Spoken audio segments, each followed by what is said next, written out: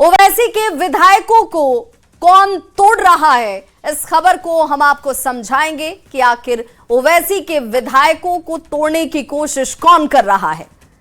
42 विधायकों को हाईकोर्ट ने क्यों थमाया नोटिस, किस मोड़ पर संवेदना मामले की जांच इस वक्त पहुंच चुकी है, इस खबर को भी समझेंगे।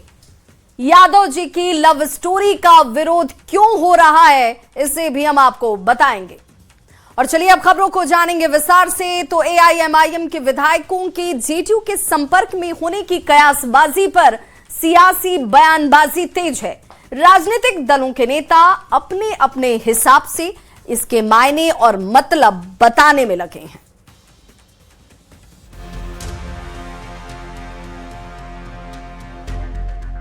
क्या एक बार फिर एआईएमआईएम में टूट होगी? हैदराबाद के सांसद असदुद्दीन ओवैसी। असदुद्दीन ओवैसी की पार्टी है एआईएमआईएम। एआईएमआईएम ने हैदराबाद से करीब 1750 किलोमीटर दूर बिहार के सीमांचल में 2020 की तरह 2025 में भी 5 सीटें जीतकर सबको चौंका दिया था। लेकिन अब बिहार के राजनीतिक गलियारे में ये सवाल चर्चा का विषय बना हुआ है कि क्या एक बार फिर एआईएमआईएम में टूट होगी।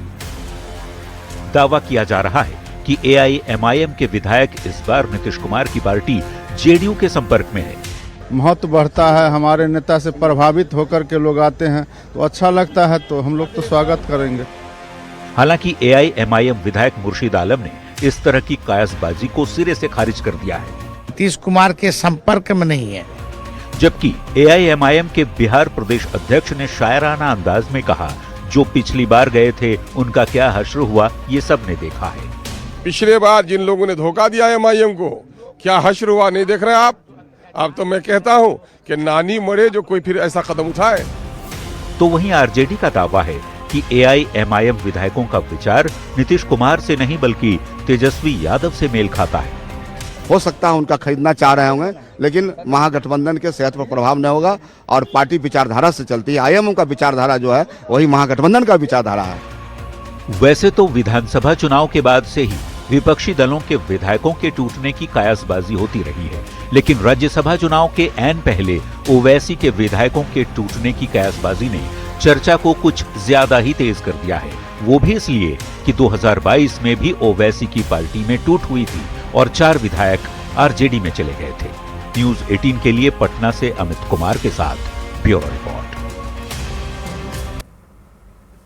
तो बिल्कुल ये सवाल इसलिए उठ रहा है कि क्या जेडीयू के संपर्क में एआईएमआईएम के एमएलए हैं, और अब राज्यसभा चुनाव से पहले इसकी चर्चा और ज्यादा तेज हो गई है, जिसने सियासत को गर्मा दिया है। खबर तो समझिए, ओवैसी के विधायक फिर टूट रहे हैं क्या?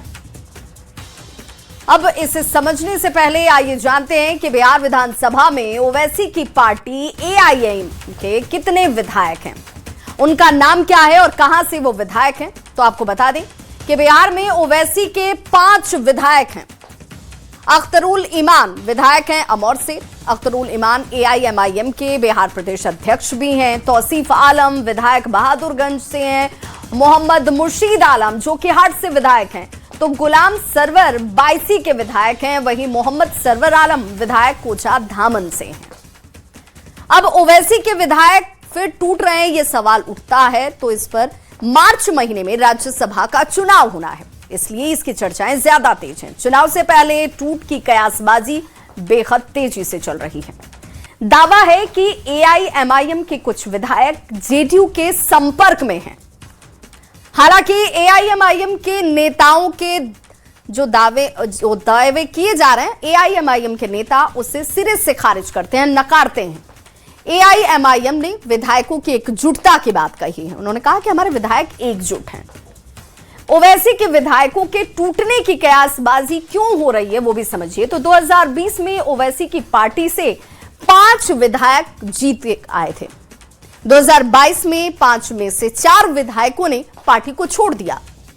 2022 में ओवैसी के ये 4 विधायक आरजेडी में चले गए। 2025 में भी ओवैसी की पार्टी से 5 विधायक हैं।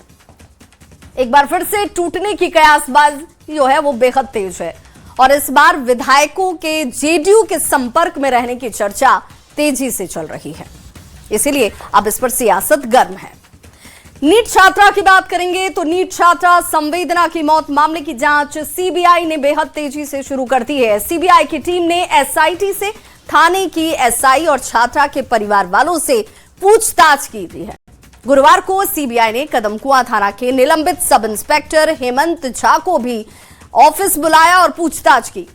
सवाल है कि नीट छात्रा मामले की सीबीआई जांच इस वक्त किस मोड़ पर है।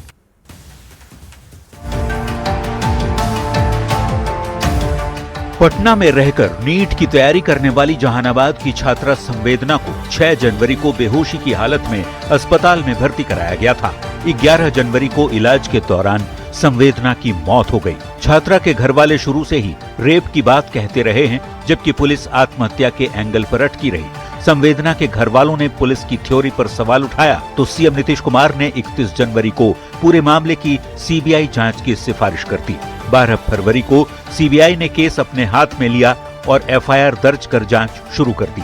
सीबीआई की टीम ने एसआईटी के अधिकारियों से पूछताछ की। थाने की एसआई से पूछताछ की गई। छात्रा के हॉस्टल में जाकर छानबीन की और छात्रा के परिवार वालों से भी पूछताछ कर चुकी है। यहाँ तक कि मंगलवार को सीबीआई ने छात्रा के भाई का मोबाइल मखदूमपुर से जब्त भी किया था।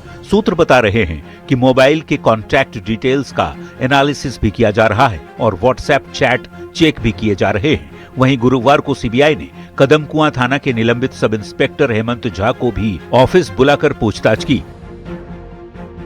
अब जबकि सीबीआई को पूरा केस अपने हाथ में लिए हुए 5 दिन हो चुके हैं, ऐसे में सवाल उठ रहा है कि नीट छात्रा मामले की सीबीआई जांच किस मोड़ पर है, क्योंकि विपक्ष के नेता अब भी जांच से पूरी तरह संतुष्ट नहीं दिखते। आरजेडी विधायक राहुल शर्मा का कहना है कि पुलिस हो या सीबीआई, जब मन में थ्योरी बनाकर जांच करेंगे तो सच्चाई कभी भी सामने नहीं आएगी। क्राइम होने के बाद एविडेंस सर्च करेंगे, एक थ्योरी बना लेने के बाद, तो कहीं ना कहीं आपकी थ्योरी जो है वो रॉन्ग साबित होगी, क्योंकि आपके पास जो भी एविडेंस आएंगे वो सर्कमस्टांशियल एविडेंस होंगे। तो जो भी सर्कमस्टांशियल एविडेंस है उस पर काम कर रही है पुलिस या सीबीआई, जो भी कर रहा हो। दूसरी ओर बीजेपी विधायक मुरारी मोहन झा कहते हैं कि कुछ भी हो, पीड़ित परिवार को न्याय मिलना चाहिए। न्याय होना चाहिए मृतक के परिवार के साथ। अब देखने वाली बात होगी कि संवेदना की मौत का सच कब तक सबके सामने आ पाता है, क्योंकि सवाल ये भी उठ रहे हैं कि क्या सीबीआई पुलिस की थ्योरी पर ही काम कर रही है, और जब सीबीआई किसी नतीजे पर नहीं पहुंच पाई तो सीबीआई मौत का सच सामने ला पाएगी। न्यूज 18 के लिए पटना से आनंद अमृतराज और अमित कुमार के साथ ब्यूरो रिपोर्ट। तो संवेदना मौत मामले की जांच अब सीबीआई के पास है और उम्मीद सीबीआई पर जाकर टिक गई है। 8 दिन हो चुके हैं सीबीआई को इस केस को टेक ओवर किए हुए। अब ऐसे में खबर तो समझिए, नीट छात्रा मामले की सीबीआई जांच किस मोड़ पर इस वक्त है। इस सवाल का जवाब समझने के लिए समझना जरूरी है कि इस केस में सीबीआई की एंट्री के बाद से क्या क्या अब तक हुआ है। तो बता दें कि पुलिस की जांच पर सवाल उठने के बाद सीएम नीतीश कुमार ने 31 जनवरी को सीबीआई जांच की सिफारिश कर दी। 12 फरवरी को सीबीआई ने इस केस को अपने हाथ में ले लिया, यानी कि टेक ओवर किया। नीट छात्रा मामले की सीबीआई जांच को लेकर इसे समझने के लिए सीबीआई के केस हाथ में जैसे ही ये पहुंचता है, बाद में अब तक क्या क्या हुआ तो वो भी हम आपको बताते चले। 14 फरवरी तारीख दर्ज तारीख समझिए, शंभू गर्ल्स हॉस्टल में छानबीन करने के लिए सीबीआई की टीम पहुंची। 15 फरवरी को सीबीआई ने जहानाबाद में जांच की। 15 फरवरी को ही छात्रा की मां और पिताजी से पूछताछ की जाती है। 15 फरवरी को छात्रा के भाई से भी सीबीआई की टीम ने तफसील से पूछताछ की। 16 फरवरी को निलंबित दारोगा रोशनी से पूछताछ हुई। 16 फरवरी को ही सचिवालय एसडीपीओ अन्नू से पूछताछ होती है। 17 फरवरी को चित्रगुप्त नगर एसएचओ से पूछताछ की गई। 17 फरवरी को ही थानेदार रीना कुमारी से पूछताछ की जाती है। 18 फरवरी को नीट छात्रा के मामा से पूछताछ हुई। 19 फरवरी को निलंबित दारोगा हेमंत झा से सीबीआई की टीम ने पूछताछ की। अब ऐसे में सीबीआई के सामने भी कुछ चैलेंजेस हैं, कुछ चुनौतियां हैं, उससे भी समझना होगा। पहले से बनी थ्योरी से अलग सीबीआई को सोचने की जरूरत है। एसआईटी जांच की कमियों को उसे दूर भी करना है। पोस्टमार्टम और एम्स रिपोर्ट की तुलना भी आपस में करनी है। समय बीतने के साथ साक्ष्य जो है वो कमजोर होंगे और इसलिए चिंता बढ़ जाती है। सीबीआई इन सवालों के जवाब खोज रही है। क्या है वो सवाल, वो भी समझिए। नीट छात्रा की मौत आखिर कैसे हुई? आत्महत्या हुई या फिर हत्या हुई? आत्महत्या की तो किस दबाव में यह आत्महत्या की उस छात्रा ने? हत्या हुई तो उसमें कौन शामिल था? छात्रा के साथ रेप हुआ या नहीं हुआ? अगर रेप हुआ तो कहां हुआ? कहीं संबंध सहमति से तो नहीं बनाए गए? क्या परिवार को छिपा रहा है? क्या पुलिस किसी को बचा रही है? छात्रा के परिवार को धमकी भरे जो पत्र भेजे जा रहे हैं वो कौन दे रहा है? और अब चलिए बात करते हैं मैट्रिक की। तमाम जो परीक्षाएं इस वक्त मैट्रिक की चल रही हैं उसमें छात्रा कोमल की आत्महत्या का मामला अब तूल पकड़ता जा रहा है। आज सदन में आरजेडी ने कोमल की मौत को लेकर जोरदार प्रदर्शन किया। राबड़ी देवी ने इस मुद्दे को उठाते हुए सरकार पर सवाल दाग दिए। देर से पहुंचने पर कोमल को परीक्षा में एंट्री नहीं मिली। कोमल इस सदमे को बर्दाश्त नहीं कर पाई। कोमल की मौत ने सभी को झकझोर दिया है। मैट्रिक की परीक्षा में सिर्फ 5 मिनट की देरी एक छात्रा के लिए जानलेवा साबित हुई। एग्जाम सेंटर में प्रवेश की अनुमति नहीं मिलने से छात्रा इस कदर टूट चुकी थी कि उसने खुदकुशी कर ली। मसौड़ी की इस घटना की गूंज सदन में भी सुनाई दी। विधान परिषद की कार्यवाही शुरू होने से ठीक पहले विपक्ष ने जमकर हंगामा किया। नेता प्रतिपक्ष राबड़ी देवी के नेतृत्व में आरजेडी के सभी नेताओं ने पोर्टिको में आकर बैनर पोस्टर लेकर जमकर नारेबाजी की। राबड़ी देवी ने कहा कि 5 मिनट देर होने से कुछ नहीं जाता, परीक्षा देने दिया जाना चाहिए था। जिसने स्कूल में घुसने नहीं दिया वैसे लोगों पर कार्रवाई होनी चाहिए। 5 मिनट देर हो गया तब क्या हुआ? माफ कर देता, घुसा देता, उस पर तो कार्रवाई होना चाहिए। जो नहीं घुसने दिया उस पर कार्रवाई होना। मसौड़ी के खरजावा गांव की कोमल कुमारी परीक्षा केंद्र पर 5 मिनट की देरी से पहुंची थी। सख्त नियमों के चलते उसे एग्जामिनेशन सेंटर से बाहर कर दिया गया। परीक्षा छूटने का सदमा कोमल बर्दाश्त नहीं कर सकी। कोमल ने रेलवे ट्रैक पर जाकर अपनी जान दे दी। इस दर्दनाक घटना से कई सवाल उठ रहे हैं। एक तरफ तो मैट्रिक की परीक्षा को लेकर परीक्षार्थियों के लिए नियम बनाए गए हैं, उसका पालन करना जरूरी है। दूसरी तरफ इस घटना का मानवीय पहलू भी है। छात्रा कुछ ही मिनट देरी से पहुंची थी। अगर परीक्षा नियंत्रक चाहते तो मानवीय आधार पर कोई रास्ता निकाल सकते थे। ये भी सच है कि कोई भी व्यवस्था अनुशासन और नियमों से ही चलती है, लेकिन छात्रा की आत्महत्या की इस घटना ने पूरे बिहार को झकझोर दिया है। न्यूज 18 के लिए दानापुर से संवाददाता अमरजीत शर्मा और पटना से रवियस नारायण की रिपोर्ट। तो कोमल की मौत का ये मुद्दा जो है सदन तक पहुंचा और सदन में इसे लेकर सवाल खड़े किए गए तो विचार करने की बात कही गई है। अब खबर तो समझिए। बिहार में 10वीं बोर्ड की परीक्षा इस वक्त चल रही है। पटना के एक परीक्षा केंद्र पर कोमल नाम की लड़की देर से पहुंची। समय से नहीं पहुंच पाने की वजह से छात्रा को गेट पर ही रोक दिया गया। कोमल की परीक्षा छूट जाती है और वो इससे निराश होकर खुदकुशी कर लेती है। बताया जाता है कि छात्रा कुछ ही मिनट देर से पहुंची थी। अगर परीक्षा नियंत्रक चाहते तो मानवीय आधार पर कोई रास्ता निकाला जा सकता था।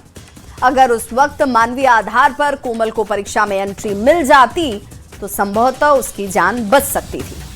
वैसे यह भी सच है कि कोई भी व्यवस्था जो है वो अनुशासन और नियमों से ही चलती है।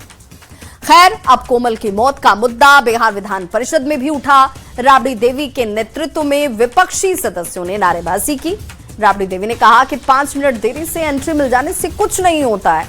जिन लोगों ने छात्रा को स्कूल में घुसने नहीं दिया उन लोगों पर कार्रवाई होनी चाहिए। सवाल है कि बिहार के ज्यादातर विश्वविद्यालयों का शैक्षणिक सत्र काफी विलंब से चल रहा है। 2 साल का कोर्स 3 साल, 4 साल, 5 साल में पूरा होता है। जिन छात्रों की परीक्षाओं को विश्वविद्यालय ने सालों साल तक रोक रखा है उनका क्या उन विश्वविद्यालयों के खिलाफ दंड की व्यवस्था नहीं होनी चाहिए? यह भी सवाल है। पटना हाईकोर्ट ने 42 विधायकों को नोटिस जारी कर दिया है। विधायकों पर चुनावी हलफनामे में गलत जानकारी देने और जनता को गुमराह करने का आरोप लगाया गया। हाईकोर्ट ने 42 विधायकों को नोटिस जारी किया। जीते हुए विधायकों के खिलाफ हारे हुए विपक्ष के विधायकों ने हाईकोर्ट में याचिका दायर की थी, जिस पर पटना हाईकोर्ट ने सभी जीते हुए विधायकों को नोटिस जारी करते हुए जवाब तलब किया है। और ऐसे में खबर तो समझिए। पटना हाईकोर्ट ने 42 विधायकों को क्यों नोटिस जारी किया? पटना हाई कोर्ट ने 42 विधायकों को नोटिस दिया है। आरोप ये कि विधायकों ने शपथ पत्र में तथ्यों को छिपा लिया। विधायकों ने शपथ पत्र में सही जानकारी ही नहीं दी। पटना हाई कोर्ट ने 42 विधायकों को जो नोटिस दिया है उसमें हारे हुए विधायकों की तरफ से हाई कोर्ट में याचिका दायर की गई थी। जानकारी छिपाने का आरोप लगाते हुए शिकायत दी गई। शिकायत पर सुनवाई हुई और सुनवाई के बाद जीते हुए विधायकों को हाई कोर्ट का नोटिस मिला। कोर्ट ने नोटिस जारी कर विधायकों से जवाब मांगा है। जानकार क्या कहते हैं यह भी जरा जानिए। आम तौर पर चुनावी याचिका सीधे खारिज नहीं की जाती है। प्रतिवादियों को नोटिस जारी किया जाता है। कोर्ट उपलब्ध सामग्री की जांच करता है और जांच के बाद कोर्ट की ओर से आदेश पारित किए जाते हैं। और चलिए अब आपको बिहार में कानफाड़ू डीजे की आवाज बेचैन नहीं करेगी, ये खबर आपके लिए है। बिहार में अब बिना परमिशन डीजे बजाने वालों की खैर नहीं है। सरकार ऐसे डीजे बजाने वाले लोगों पर शिकंजा कसने जा रही है। देखिए ये रिपोर्ट। बिहार में हर त्योहार, हर पर्व, शादी, विवाह या कोई भी मौका हो, डीजे की धुन पर लोग नाचते गाते मिल जाएंगे। लेकिन अब सरकार डीजे पर बड़ा एक्शन लेने जा रही है। 15 दिनों के भीतर अवैध तरीके से डीजे बजाने वालों पर कड़ी कार्रवाई की जाएगी। उनका डीजे भी जब्त किया जाएगा। दरअसल डीजे का मुद्दा विधान पार्षद में उठ गया। निर्दलीय एमएलसी बंशीधर बज्रवासी ने विधान पार्षद में ये मुद्दा उठाया। एमएलसी ने लोगों की परेशानी बताई, जिसके बाद परिवहन मंत्री श्रवण कुमार ने सदन को भरोसा दिलाया कि 15 दिन के भीतर पूरे बिहार में बिना परमिशन बज रहे डीजे की जांच होगी और उसे बंद कराया जाएगा। बिना अनुमति के एक भी डीजे नहीं बजने दिया जाएगा। न्यूज़ 18 के लिए पटना से रवि एस नारायण की रिपोर्ट। तो डीजे वाले बाबू हो जाइए सावधान, क्योंकि डीजे को लेकर अब सरकार लाने जा रही है सख्त प्रावधान। डीजे वाली खबर को समझिए। बिहार में डीजे बजाना आम बात है। किसी भी मौके पर डीजे बजने लगता है, चाहे वो त्योहार हो, शादी विवाह हो, खूब डीजे बजता है। डीजे की धुन पर लोग नाचते गाते हुए आपको मिल जाएंगे। बहुत तेज आवाज से आसपास वाले लोग परेशान होते हैं। विधानसभा में यही कानफाड़ू डीजे का मुद्दा जोर शोर से उठा। डीजे वाली खबर में यह भी समझना जरूरी है कि सदन में मंत्री श्रवण कुमार ने इस पर जवाब दिया और कहा कि 15 दिन के अंदर बिना परमिशन वाले डीजे की जांच की जाएगी। बिना परमिशन वाले डीजे बंद कराए जाएंगे और बिना अनुमति के कहीं भी डीजे नहीं बजेगा। अभी नियम क्या है, क्योंकि ये नियम इससे पहले से भी बने हुए हैं। बिहार में डीजे बजाने पर पहले से भी प्रतिबंध है। तेज साउंड वाला लाउड स्पीकर या फिर डीजे नहीं बजाया जा सकता है। खास मौकों पर डीजे बजाने के लिए अनुमति जरूरी होती है।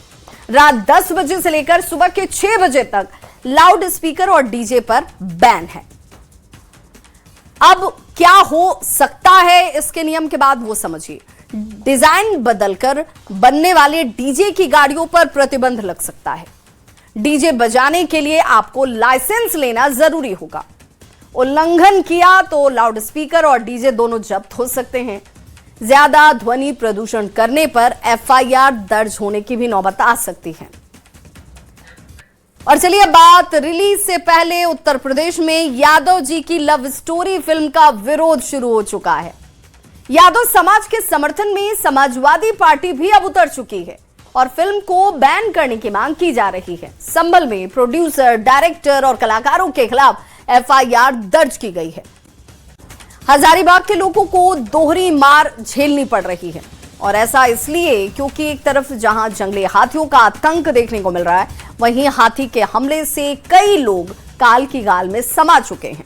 वहीं दूसरी तरफ स्वास्थ्य सेवाओं की रीढ़ मानी जाने वाली 108 एम्बुलेंस का खराब होना लोगों की परेशानी और चिंता को और बढ़ा रहा है। हाथी भगाए, एम्बुलेंस सताए। आम जनता आखिर कहां जाए? ये सवाल इसलिए क्योंकि सरकार बड़े बड़े दावे तो करती है, लेकिन जमीनी हकीकत कुछ और ही है। जी हां, हजारीबाग के चुरचू प्रखंड क्षेत्र में लोग जंगली हाथियों से परेशान हैं। खेत उजड़ रहे हैं, घर टूट रहे हैं और जान का खतरा हर पल बना हुआ है। जंगली हाथियों के हमलों में अब तक 7 लोगों की मौत हो चुकी है, जिससे गांव में दहशत का माहौल है। लोग शाम ढलते ही घरों में दुबकने को मजबूर हैं, लेकिन मुसीबत यहीं खत्म नहीं होती। स्वास्थ्य सेवाओं की लाइफलाइन 108 एम्बुलेंस भी खराब पड़ी है।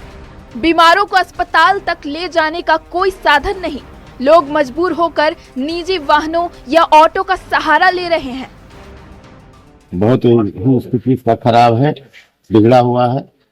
ड्राइवर को कभी यहाँ आता पता न रहता है और अभी हाथी का प्रकोप मेरे क्षेत्र में बहुत ज्यादा बढ़ा हुआ है। लोग पूरा दहशत में जी रहे हैं। दुर्भाग्यवश यदि किसी तरह का हताहत होता है तो एम्बुलेंस 108 खराब रहने के चलते हजारीबाग तक का सेवा नहीं हो पाएगा।